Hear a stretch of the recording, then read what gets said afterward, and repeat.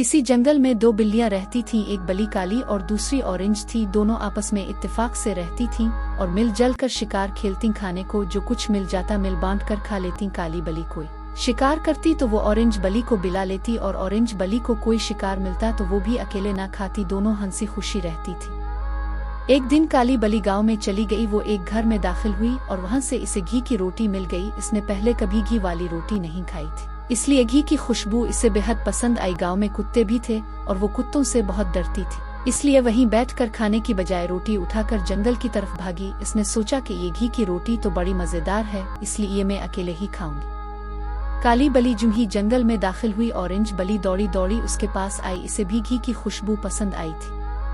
Orange बली ने पूछा, काली बहन ये रोटी कहाँ से लाई हो?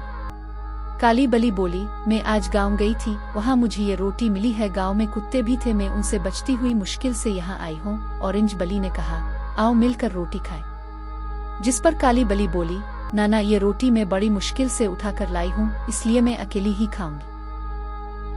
ऑरेंज बली बोली, काली बहन कैसी बातें कर रही हो, हम तो हमेशा हर शय मिल बांट कर खाते हैं। लेकिन काली बली ना मानी और दोनों झगड़ने लगे। उनमें अच्छी खासी लड़ाई होने लगी। जंगल में एक बंदर भी रहता था। वो दरख्त पर बैठा बिल्लियों की लड़ाई देख रहा था। इसने सोचा कि ये बिल्लियां पहले आपस में इत्तेफाक से रहती थीं, मगर आज लालच की वजह से लड़ रही हैं। उन्हें सबक सिखाना चाहिए। वो उछलकर दरख्त से नीचे उतरा और बोला, प्यारी बहनों, आपस में लड़ती क्यों हो? मिलजुल कर इत्तेफाक से रहना अच्छा होता है। लाओ मैं तुम दोनों में रोटी बांट दूं। बिल्लियां खामोश होकर इसे देखने लगे। बंदर ने रोटी लेते हुए कहा, ठहरो मैं तराजू लेकर आता हूँ, इस तरह सही इंसाफ हो जाएगा, तुम मेरा इंतजार करना। बंदर ने इतना कहा और रोटी लेकर भाग गया।